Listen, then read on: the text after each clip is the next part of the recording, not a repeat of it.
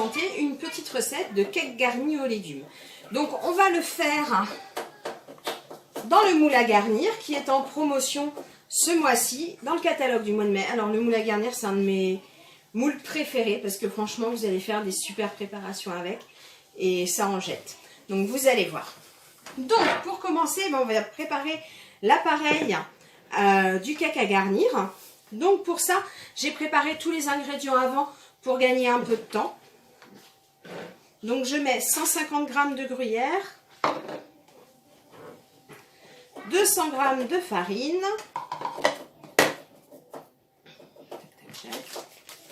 un sachet de levure et je vais faire fondre dans le pichet, le nouveau pichet Micro-Cook, et je vais faire fondre le beurre. Donc mon beurre est parfaitement fondu, comme vous pouvez le voir.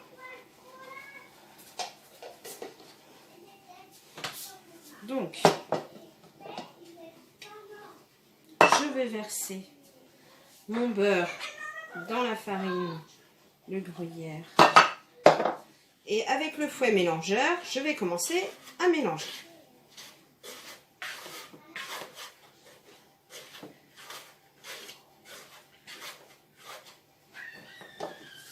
Je vais ensuite rajouter mes œufs. Alors je les casse séparément parce que du coup, comme c'est les œufs de mes poules, on ne sait jamais.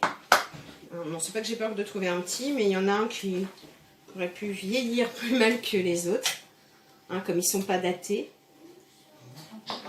Voilà.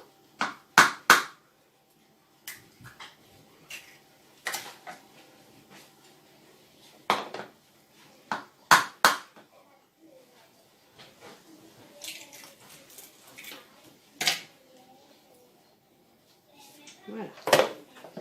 Donc, je viens mélanger mes œufs.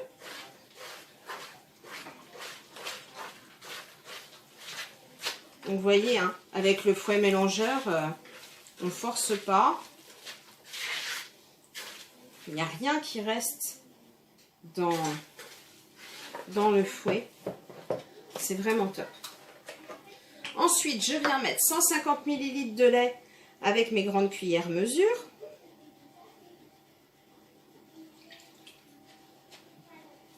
Hop.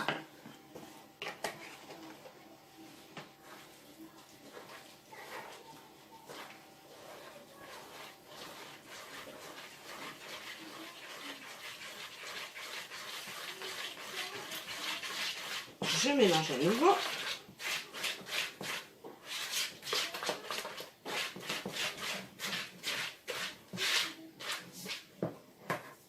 Et je viens rajouter de l'origan, 10 ml. Et donc là, cette fois, j'utilise mes petites cuillères mesure.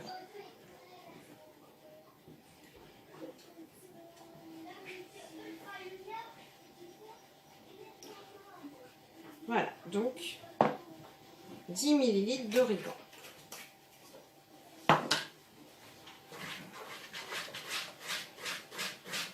Alors, après, vous salez, vous poivrez à votre convenance. Ici, je ne sale pas. Nous, on utilise du beurre demi-sel déjà. Puis là, vous voyez, j'ai mis du beurre au cristaux de sel. Donc après, ici, c'est un choix. On ne sale pas. Et mes petits n'aiment pas trop le poivre. Je ne poivre pas non plus. Ça, après, c'est chacun qui fait à sa convenance. Comme vous pouvez le voir, mon appareil est prêt. Donc moi, je vais venir le verser dans mon moule à garnir. Donc moule à garnir que j'ai préalablement relavé parce que alors vous allez voir souvent quand vous les sortez des placards, si vous les avez pas utilisés depuis quelque temps, ils vont avoir blanchi, parce que en fait c'est le gras des précédentes préparations qui ressort, donc ça blanchit, mais c'est normal, il n'y a rien d'inquiétant. Donc vous les lavez à l'eau savonneuse, à l'eau chaude savonneuse, vous les rincez et vous les essuyez bien. Puis après, vous n'avez plus qu'à l'utiliser. Bon, bien sûr, mon indispensable Maryse, hein, ma spatule en silicone. Et voilà. Donc maintenant, ça va partir au four pour environ 30 minutes. Donc au four pour 30 minutes à 200 degrés. Petite précision, au four pendant 30 minutes à 200 degrés. Sur votre grille que vous avez préalablement sortie, il faut qu'elle soit froide. Surtout pas sur une plaque en métal qu'on peut utiliser en pâtisserie ou quoi que ce soit. Toujours sur la grille froide de vos fours pour pas endommager votre silicone qui pourrait faire des micro-fissures et du coup coller. Voilà. Alors, du coup, on va passer à la deuxième partie de la recette. Moi, le cake garni aux légumes, je vais faire une chantilly aux chèvres. Alors pour ça, à l'aide de l'extra chef, je vais hacher mon fromage de chèvre finement, voilà. Hop. Donc, avec l'extra chef, vous allez pouvoir hacher. Donc là, du fromage, mais aussi hacher des herbes, hacher des noix. Vous allez pouvoir émulsionner. Donc là, vous voyez, je fais pas des grands trous jusqu'au bout, juste des petits, ça sera plus efficace. Et en plus, comme j'ai déjà expliqué dans une précédente vidéo, dans le fond, vous avez un petit picot. Et si vous allez à fond à chaque fois, vous risquez de le fragiliser, puis à un moment, il va casser. Donc surtout pas à fond, plein de petits coups, c'est plus efficace. On ne monte pas en l'air, on ne descend pas, parce que sinon, on use plus vite la ficelle. Voilà, donc mon fromage est haché. Et du coup, on va monter la crème dans le Speedy 2. Alors, le Speedy 2, comme vous pouvez le voir, c'est le pichet d'1,25 litre. Par-dessus, vous avez les petits fouets, une poignée. Et alors, vous voyez, la poignée, elle est comme ça. Et vous allez venir la clipser. Vous avez entendu le clac? Voilà, là, la poignée, elle tient. Donc, nous, on va mettre 150 ml de crème fraîche épaisse, bien fraîche. Et on va la monter, on va la fouetter. Hop.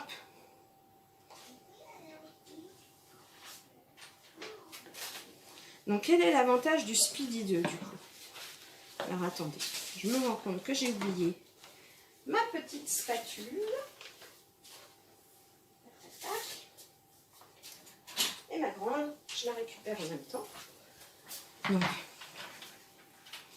pour racler un peu plus. Alors, l'avantage du Speedy 2, alors le Speedy 1, il est déjà top, hein, mais le Speedy 2, son avantage, c'est qu'il a 2 vitesses.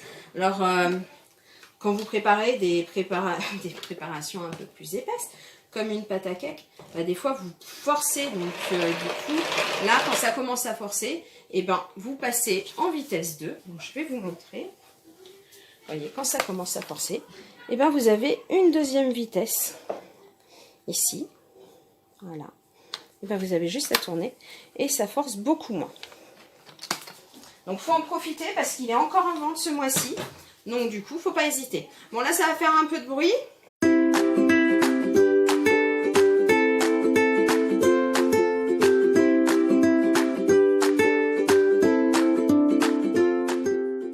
Alors, avantage du Speedy 2, pendant que j'y pense et qui n'est pas des moindres, c'est que pour nos amis gauchers, et ben, ça fonctionne aussi.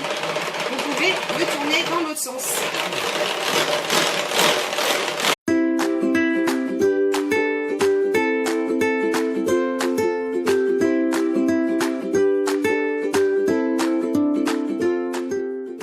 C'est bon, elle est parfaite. Je ne sais pas si vous verrez bien, mais là, elle est parfaite. Donc, du coup,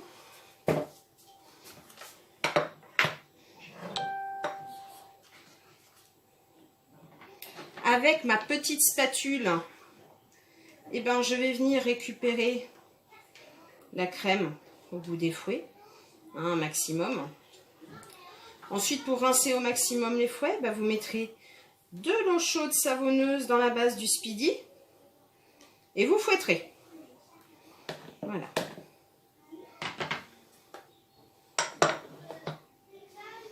Donc là, du coup, je vais prendre mon extra chef.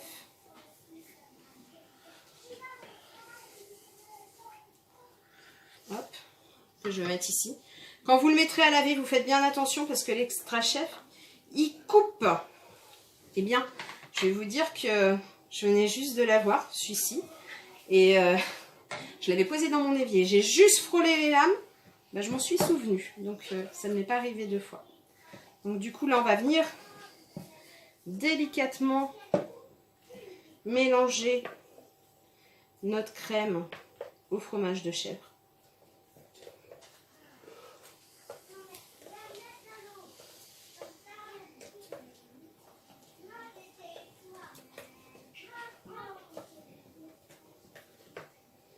Voilà.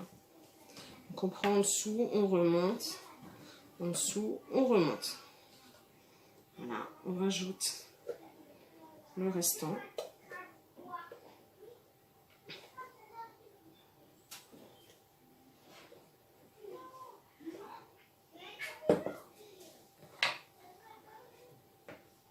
On vient s'aider de notre petite spatule fine et ben pour bien nettoyer la gomme de sa crème. Et on recommence. Alors, dans la préparation, c'est pareil. Le fromage de chèvre, c'est déjà salé.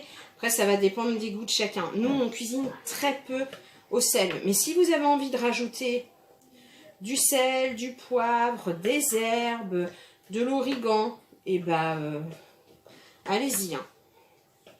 Voilà. Donc, vous pouvez aussi, à la place d'une chantilly aux chèvres frais, tout simplement prendre du Samouraï ou du Madame Loïc, un autre fromage frais qui est déjà aromatisé, ail et fines herbes. Et puis, vous napperez votre fond de gâteau et ça marchera tout aussi bien. Voilà. Donc, du coup, ça, je vais réserver au frais. Et puis, je reviens tout de suite pour qu'on prépare les légumes. Je vais préparer les crudités que je viendrai disposer sur ma tarte. Donc, je vais râper mes carottes avec l'Adaptarap. Donc là, je fais le choix de râper gros. Après, vous avez la râpe fine. Mais nous, on aime bien quand les carottes sont râpées pas trop fines. Alors, comme vous pouvez le voir, moi, j'ai un petit plateau parce que je n'ai que une table en bois ou alors ma créance, vous savez, les vieilles faïences dans les anciennes maisons. Donc, du coup, la chef, la ventouse se fixe mal. Donc, j'ai un petit plateau déjeuner là dont je me sers. Mais c'est vrai qu'il faudrait peut-être que j'investisse dans une plaque en verre. Ça serait un peu plus pratique. Ça éviterait que par moment, ça glisse. Donc là, au début, je ne mets pas l'embout. Je tiens avec mes mains. Mais quand on arrive à la fin de la carotte, on évite de mettre les mains pour venir râper nos doigts. Hein.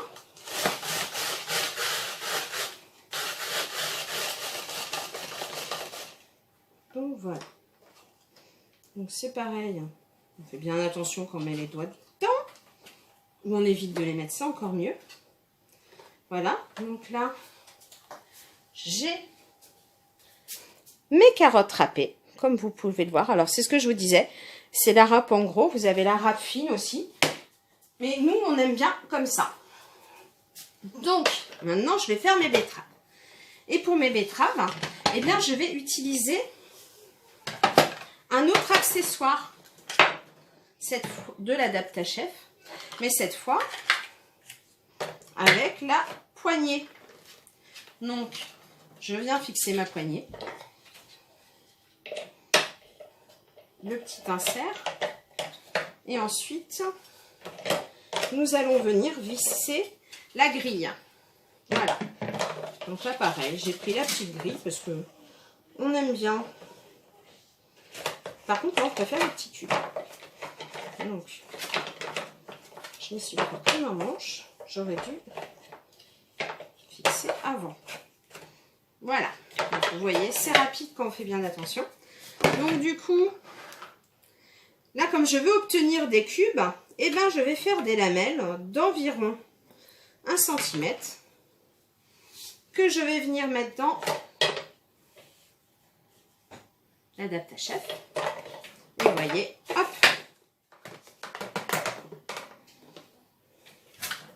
Voilà, de jolis cubes. Alors, ce que je vais faire, c'est que je vais faire toutes mes lamelles. Toutes mes lamelles. Et ensuite,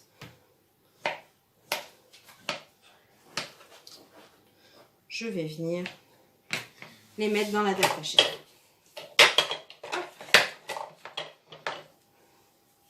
Donc, vous voyez, là, on va avoir 500 g de betteraves qui vont être faites en 30 secondes, même pas. Et c'est bien meilleur de les acheter déjà cuites, sans vinaigrette. Vous faites votre petite sauce à côté si vous avez envie. Et puis voilà, donc là, vous voyez, j'ai fini.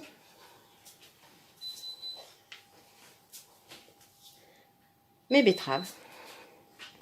Et on entend mon four qui sonne. Donc je vais aller chercher le cake pour le démouler. J'ai sorti mon cake du four. Donc, vous voyez, je vais vous montrer. Il est bien doré. Il faut surtout bien le cuire. Bien cuire vos préparations parce que sinon des fois ça peut attacher. Donc je l'ai sorti. Je prends une grille et je démoule. Et vous voyez, ça se décolle tout seul.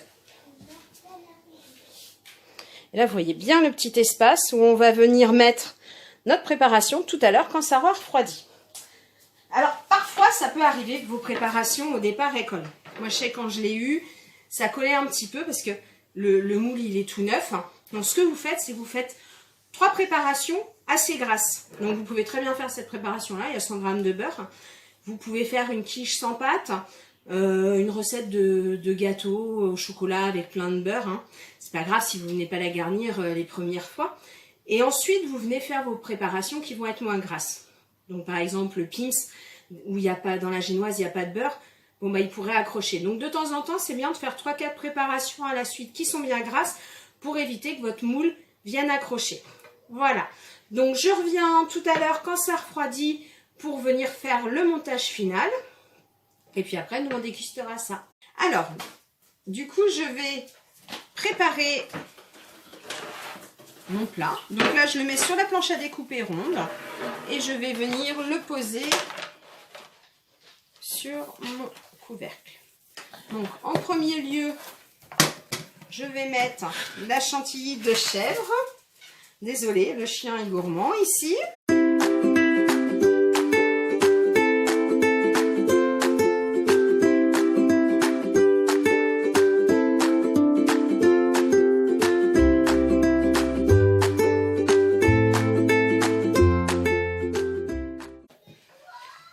Donc, puis alors là, je vais faire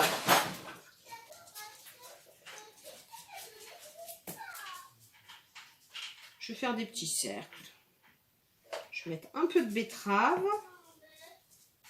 Alors derrière, vous entendez mon loulou, peut-être en fond sonore, qui râle un peu. C'est pour ça que je fais pas, je préfère faire des vidéos que j'enregistre, parce que bon, bah, même si du coup vous avez les fonds, si vraiment il y a un gros souci, bah, je peux couper le son et revenir plus tard.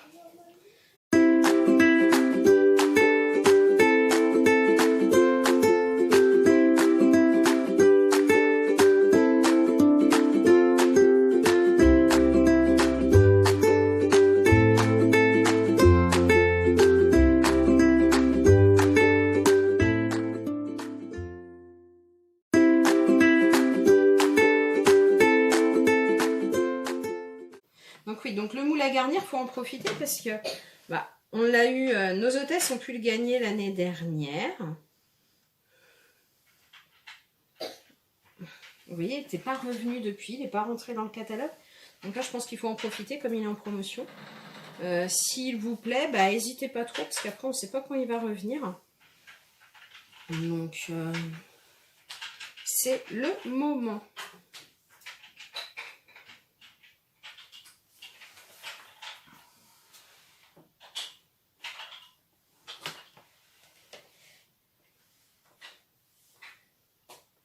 Donc après, c'est pareil, vous pouvez rajouter un peu de thon, un peu de jambon, du saumon. Saumon, alors vous faites peut-être pas avec... vous faites juste une chantilly salée, vous savez, avec un peu d'aneth et tout. Un peu de citron, puis vous faites avec du saumon fumé, un peu de concombre, et puis voilà. Donc voilà, ma petite tarte est prête. Donc, bon, c'est fait rapidement. Donc la présentation, ça pourrait être plus poussé. Je vous mettrai des photos hein, de fois où j'en ai fait. Donc, voilà. Donc, bah, j'espère que cette petite recette vous a plu. Moi, je vous dis à bientôt pour une prochaine vidéo. Et puis surtout, bah, vous me laissez des commentaires, vous me mettez plein de pouces et puis vous partagez. Bonne soirée!